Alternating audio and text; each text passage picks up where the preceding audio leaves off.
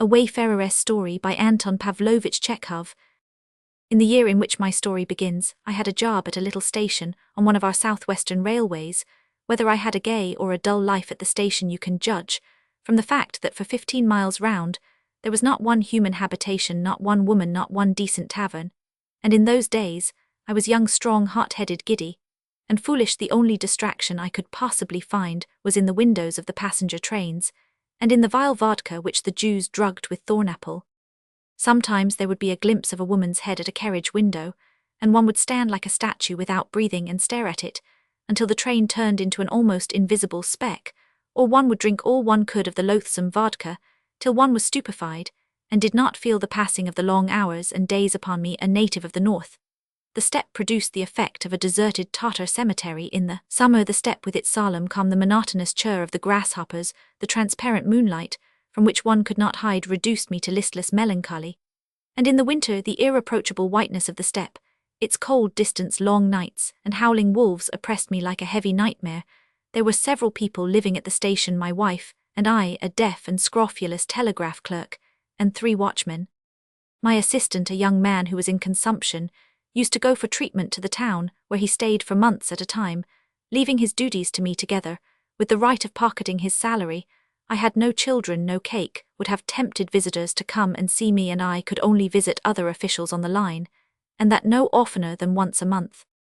I remember my wife and I saw the New Year in. We sat at table, chewed lazily, and heard the deaf telegraph clerk monotonously tapping on his apparatus in the next room.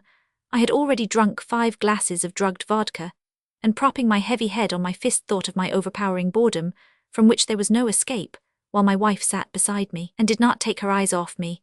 She looked at me as no one can look, but a woman who has nothing in this world but a handsome husband. She loved me madly, slavishly, and not merely my good looks or my soul, but my sins, my ill humor and boredom, and even my cruelty when in drunken fury, not knowing how to vent my ill humor, I tormented her with reproaches.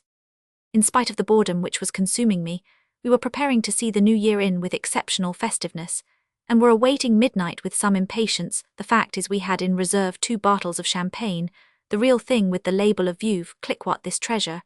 I had won the previous autumn in a bet with the station master of Roman 500. When I was drinking with him at a christening, it sometimes happens during a lesson in mathematics, when the very air is still with boredom, a butterfly flutters into the classroom. The boys toss their heads and begin watching its flight with interest, as though they saw before them not a butterfly, but something new and strange. In the same way, ordinary champagne chancing to come into our dreary station roused us. We sat in silence, looking alternately at the clock and at the bottles.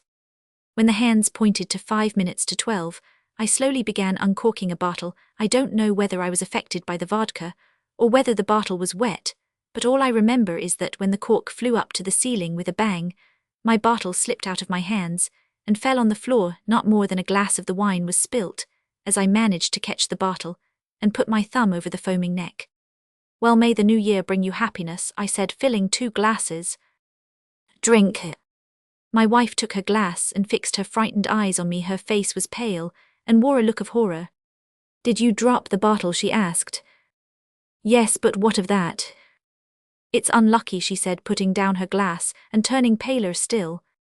"It's a bad omen. It means that some misfortune will happen to us this year." "What a silly thing you are," I sighed. "You are a clever woman, and yet you talk as much nonsense as an old nurse drink." "God grant it is nonsense, but something is sure to happen, you'll see." She did not even sip her glass. She moved away and sank into thought. I uttered a few stale commonplaces about superstition, drank half a bottle, paced up and down, and then went out of the room. Outside there was the still frosty night in all its cold, inhospitable beauty. The moon, and 2 white fluffy clouds beside it, hung just over the station, motionless as though glued to the spot, and looked as though waiting for something. A faint transparent light came from them and touched the white earth softly, as though afraid of wounding her modesty, and lighted up everything, the snowdrifts, the embankment. It was still. I walked along the railway embankment. Silly woman, I thought, looking at the sky spangled with brilliant stars. Even if one admits that omens sometimes tell the truth, what evil can happen to us? The misfortunes we have endured already, and which are facing us now, are so great that it is difficult to imagine anything worse. What further harm can you do a fish which has been caught and fried and served up with sauce? A poplar covered with hoar frost looked in the bluish darkness like a giant wrapped in a shroud. It looked at me sullenly and dejectedly, as though, like me, it realized its loneliness. I stood a long while looking at it. My youth is thrown away for nothing like a useless cigarette end, I went on musing. My parents died. When I was a little child I was expelled from the high school. I was born of a noble family, but I have received neither education nor breeding, and I have no more knowledge than the humblest mechanic. I have no refuge, no relations, no friends, no work I like. I am not fitted for anything, and in the prime of my powers I am good for nothing, but to be stuffed into this little station. I have known nothing but trouble and failure all my life. What can happen worse? Red lights came into sight in the distance. A train was moving towards me. The slumbering step listened to the sound of it. My thoughts were so bitter that it seemed to me that I was thinking aloud, and that the moan of the telegraph wire and the rumble of the train were expressing my thoughts. What can happen worse? The loss of my wife, I wondered. Even that is not terrible. It's no good hiding it from my conscience.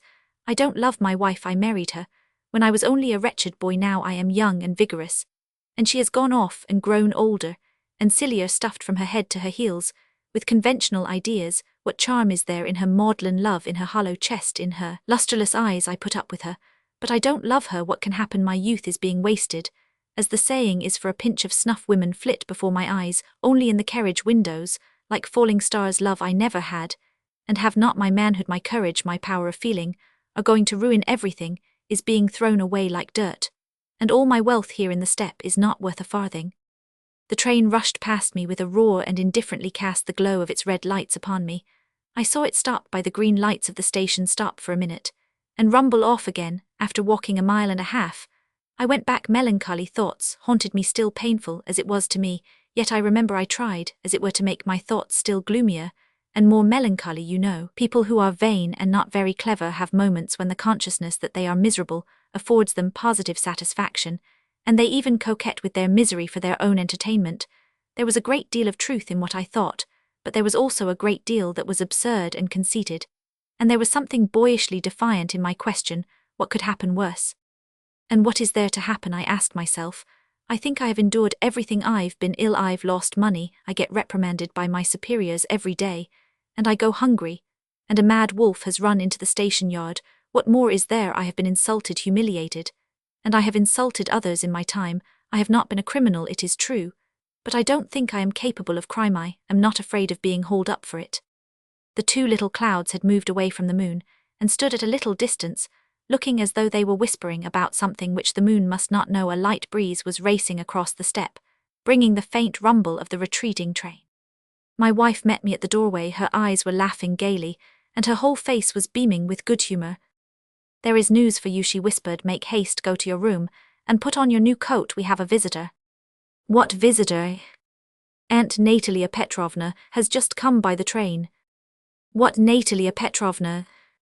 "The wife of my uncle Semyon Fyodorich. You don't know her. She is a very nice, good woman." Probably I frowned, for my wife looked grave and whispered rapidly, "Of course it is queer her having come, but don't be cross, Nikolay, and don't be hard on her. She is unhappy. You know, Uncle Semyon Fyodorich really is ill-natured and tyrannical. It is difficult to live with him. She says she will only stay 3 days with us, only till she gets a letter from her brother." My wife whispered a great deal more nonsense to me about her despotic uncle, about the weakness of mankind in general, and of young wives in particular, about its being our duty to give shelter to all, even great sinners, and so on. Unable to make head or tail of it, I put on my new coat and went to make acquaintance with my aunt.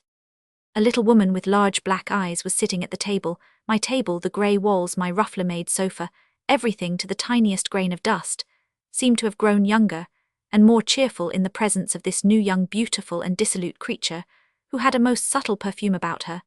And that our visitor was a lady of easy virtue I could see from her smile, from her scent, from the peculiar way in which she glanced and made play with her eyelashes, from the tone in which she talked with my wifey, a respectable woman. There was no need to tell me she had run away from her husband, that her husband was old and despotic, that she was good-natured and lively. I took it all in at the first glance. Indeed, it is doubtful whether there is a man in all Europe who cannot spot at the first glance a woman of a certain temperament. "I did not know I had such a big nephew," said my aunt, holding out her hand to me and smiling. "And I did not know I had such a pretty aunt," I answered. Supper began over again, the cork flew with a bang out of the second bottle and my aunt swallowed half a glassful at a gulp.